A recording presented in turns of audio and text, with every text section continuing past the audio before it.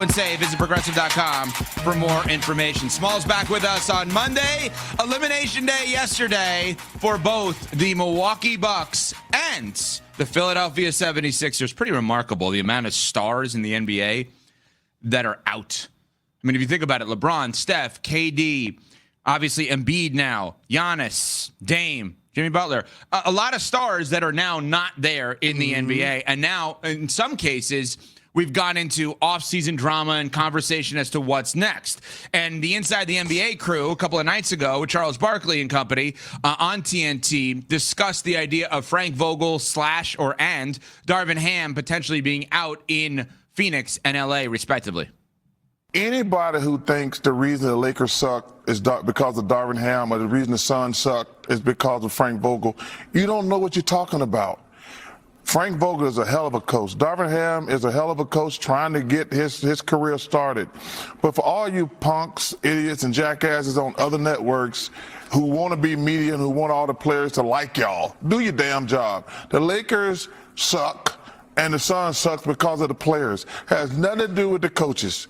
I feel better now. Here, I can tell. Looks like you are getting that off your chest. I did. I hate it, man. You sit there like Darvin Ham needs to get fired. Frank Vogel needs to get fired. Who put them teams together? Them trash-ass teams put together need to get fired. Them guys, they didn't just all of a sudden suck as coaches. People who put them teams together they start packing up their stuff. You know, you always like to be on the right side of Barkley.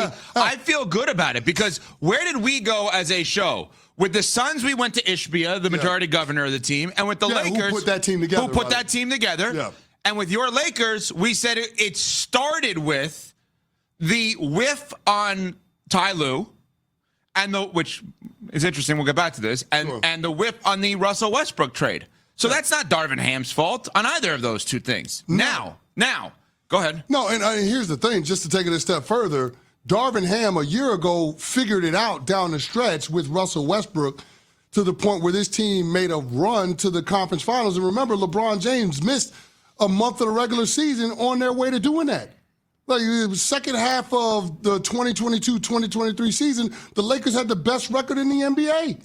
And that was minus LeBron James for a month in the regular season. And getting new guys on the fly and trying to work them in like they did last year with Jared Vanderbilt. To the point where they got to the conference finals. Now they got swept by the team that eventually won the chip. And this year in the postseason, they lost in a gentleman's sweep to a team that looks poised to repeat as champions in the NBA. So I hate the knee-jerk reaction of wanting to remove Darvin Ham as the head coach when you're talking about a team, when you're talking about a roster that has some clear and obvious flaws, including young players that have yet to take that next step that everybody was projecting that they would this season. And I'm with you, but we're going to be wrong because I believe. Of course we are. Yeah, I mean, The Athletic is already reporting that Darvin Ham could potentially be fired as soon as today. Dave McMenamin, an ESPN NBA reporter, covers the Lakers, was on the Dan Patrick Show and had this to say about the Lakers head coaching position.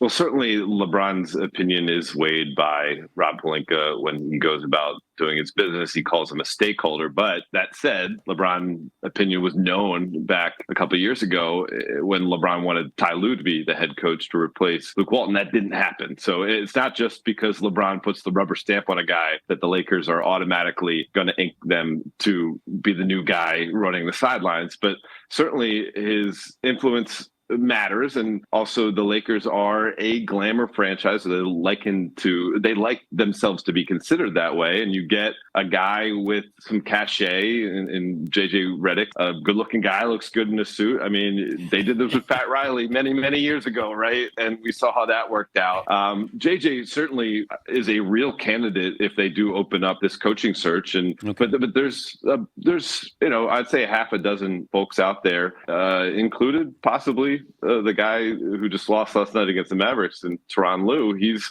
had 1 year remaining on his contract. What's going to happen with his deal with the Clippers? Now that is interesting. Both parts, courtesy of the Dan Patrick Show, very interesting. First of all, you and I both said Darvin Ham should not be fired, even though we know he's probably going to. He's going to get fired. That said, I don't think either one of us would argue that he's better coach than Ty Lue.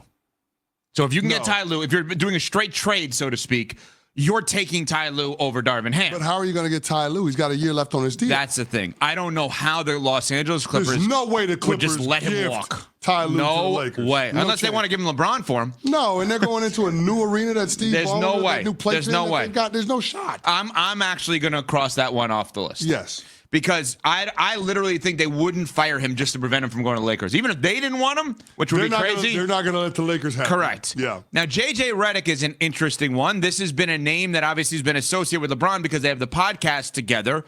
That's a first-time head coach. Yes, McMenamin is right. He's a handsome man. Now, if that is a category for what you have to look for in a coach, a handsome man. That looks good in a suit. Yeah. Kelly Oubre is coaching every team in the league next year. I bet based on that. Kelly Oubre is going to have a lot of offers as a player and a coach, I guess. Don't stare directly into Kelly Oubre's eyes. Oh, you melt. I mean, my God almighty.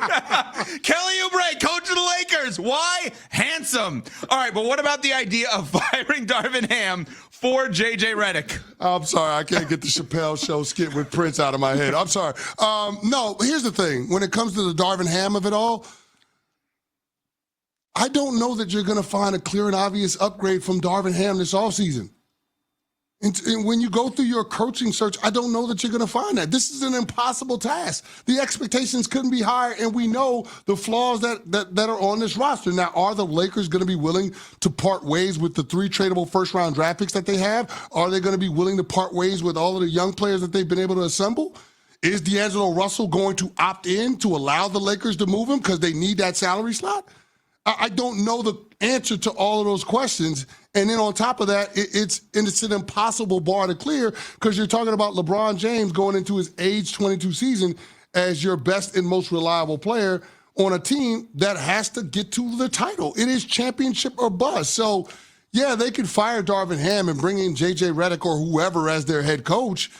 But, I mean, I don't know that that's going to lead the Lakers where they want to go.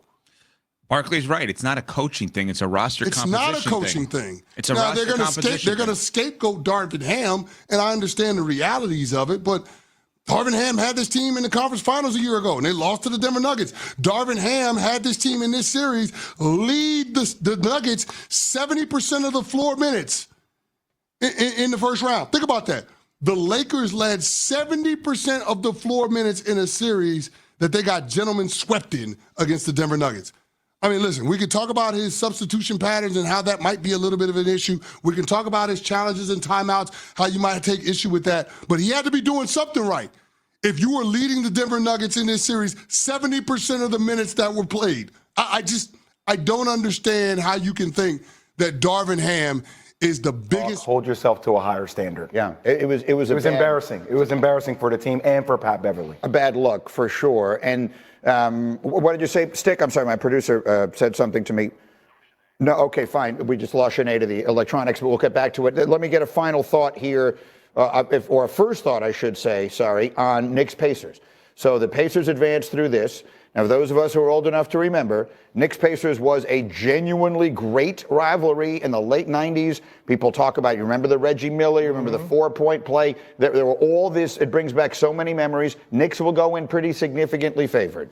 We'll see. And during the regular season, the Knicks had a hard time with they are significant favorites, I believe. I believe what I was told this morning was the Knicks, I don't want to misquote series? We'll get it. Okay. Yeah, the odds there by ESPN Bet, 62% chance to win is that game one. Here are the odds. They're minus 270 to win the series. That is Alan, that's a significant favor. I would not overlook the Pacers' depth right now and their ability to score off the bench. You know, Obi Toppin and TJ McConnell went for 20 last night, each off the bench. They put up 50. They can score a lot. And we were just talking about Jalen Brunson is your one main scorer. Who else is going to make up that scoring? The Knicks defense has to be on point to keep the Pacers from doing their usual 120 points a game. I'll slow down the pace of the game. You can control that with the tempo of your offense as well for the Knicks. Physical series too, right, Jay? Physical, slow-paced series for the Knicks, yes. Yeah, we're going to get Orlando, Cleveland tonight. Winner of that will play Boston. Knicks, Pacers will